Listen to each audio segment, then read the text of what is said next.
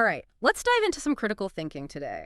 Um, you know all those books you've been meaning to read? Well, this is your shortcut. Exactly. We're going to be looking at critical thinking, tools for taking charge of your learning and your life. It's by Richard Paul and Linda Elder.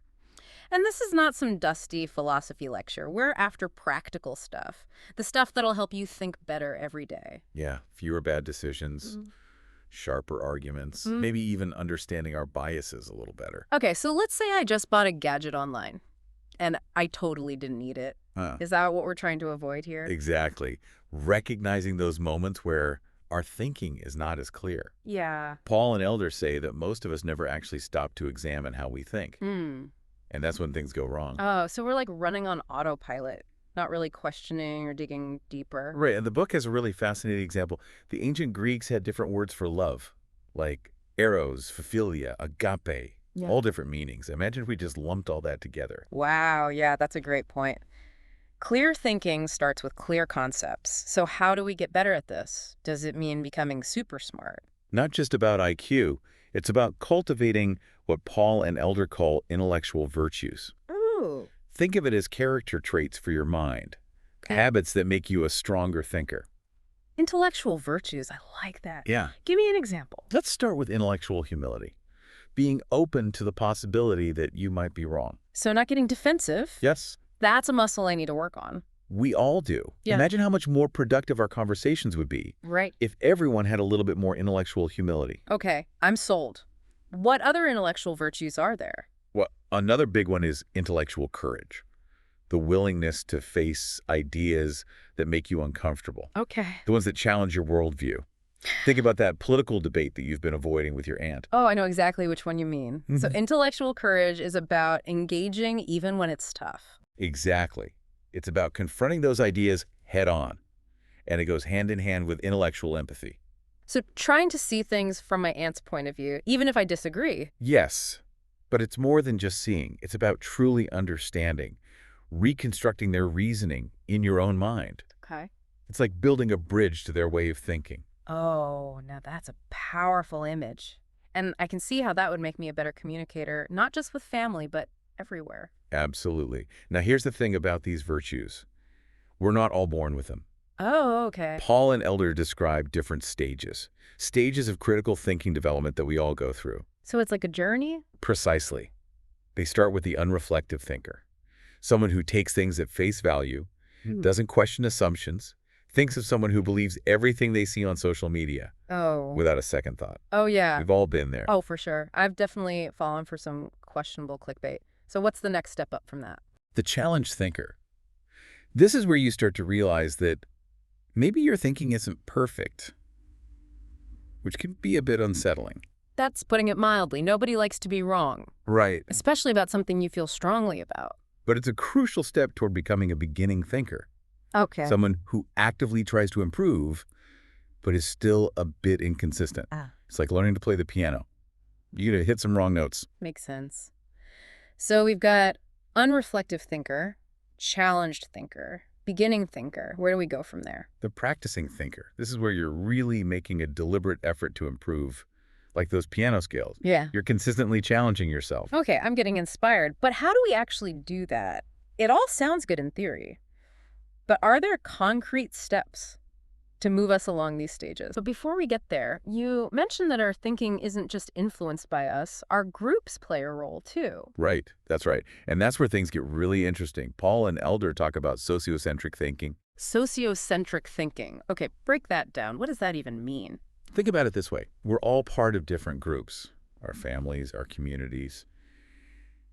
And without realizing it, we kind of absorb the beliefs and biases of those groups. It just feels like common sense. It's like groupthink. It's a bit more subtle than that. We inherit ways of seeing the world for the people around us. Okay, I'm starting to see how this could be a problem. Can you give me a real-world example? Sure, let's take the news. Think about how different outlets report on the same event. Yeah. You'll see totally different interpretations, even though they're presenting the same facts. Oh, yeah, totally. It's like everyone's got their own spin. So how do we see through that? One powerful tool is conceptual analysis. Conceptual analysis. Sounds intense. It's simpler than it sounds. It's about carefully examining the language, unpacking those underlying assumptions. For example, take the word freedom. Yeah. Sounds pretty straightforward, right? Sure, freedom to do what you want. Exactly. But freedom to do what? Freedom from what? Different groups define it in different ways. Hmm. For some, it might mean freedom from government. Right. For others, it might mean freedom from poverty or Wow. discrimination. We never thought about it that way. So by digging deeper into the words, we can see those hidden agendas. Precisely. It's about becoming more aware of how language shapes our thinking. And this applies to everything, not just the news. Right? Think about advertising. Oh, yeah, those ads are sneaky. They make you think you need all this stuff you don't. They're masters of using language to manipulate our desires by becoming more aware. We can be more resistant. So it's like developing a more critical ear. That's a great way to put it. And remember, this isn't just about spotting the bad guys. It's also about being aware of our own biases. Yeah, we've got to turn that lens inward too. But how do you even start to challenge your own biases? Paul and Elder are big on seeking out diverse perspectives. Yeah. It's not enough to just read things that confirm our beliefs. Right. We need to actually expose ourselves to different points of view. Even if they make us uncomfortable. Exactly. It can be tough. Yeah. Sometimes it means reading articles or watching documentaries that you know are going to make you angry. But it's essential if you want to grow. Okay, but where do you even start? There's so much information out there. Everyone's shouting their opinions. How do you filter through all that? One good starting point is to identify your echo chambers. Echo chambers. Those social circles or media outlets where you're constantly exposed to the same viewpoints. So basically where everyone agrees with you. Right. And those can be comforting because they reinforce our sense of belonging, Right. but they can also be limiting. They prevent us from seeing the world's complexity. Yeah, it's like living in a filter bubble. How do you pop that bubble? It begins by recognizing that it exists. Once you've identified those echo chambers, you can start to make a conscious effort to step outside. Okay. That might mean following people on social media who have different political views, or reading news from a variety of sources. So diversifying your information diet. Exactly. But it's not just about quantity. It's about quality, too. Make sure you're getting information from reputable sources. Okay, that makes sense. But what about when you're face-to-face with someone who has a totally different view? How do you navigate that without it becoming a shouting match? That's where intellectual empathy is really important. Remember, it's not just about understanding their position. It's about trying to see the world through their eyes. So even if you completely disagree. That's the goal. It's about recognizing that they have their reasons, even if those reasons seem totally illogical to you. I can see how that would take a lot of effort. It does. Mm-hmm. But remember, the goal here isn't to change their mind. It's about having a more productive dialogue, even if you ultimately agree to disagree. All right, so we're seeking out diverse perspectives, practicing intellectual empathy, and being mindful of the language. This is a lot to keep in mind. My brain is doing some heavy lifting. It's a workout for the mind. But the more we exercise these muscles, the stronger they become. Exactly.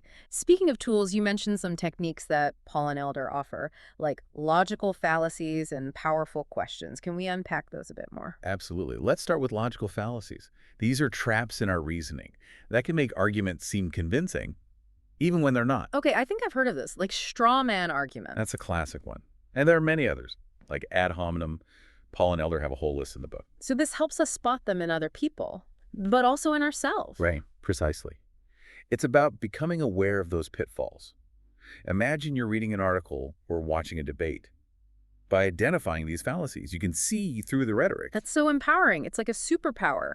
What about those powerful questions? What makes a question powerful? Think of them as keys. They unlock deeper understanding. They challenge assumptions, expose biases. They force us to think in new ways. They're not just about getting information. They're about sparking insight. So instead of asking, do you agree with this policy? A powerful question might be, what are the consequences? Intended and unintended. That's a great example. It pushes you beyond a simple yes or no. Other examples might be, what assumptions am I making? Or, what evidence is there? Wow, these are fantastic. It's like a toolbox for better thinking. And you can use these anywhere. With a friend, reading a book, even reflecting on your own. Okay, so we've got fallacies, powerful questions. You also mentioned strong arguments. What's that about? Is it about winning? It's not about winning. It's about making your case Yeah. in a way that is clear, compelling, and well-supported. A strong argument goes beyond just opinion. It's grounded in logic and evidence. So it's about having a foundation for your beliefs? Yes.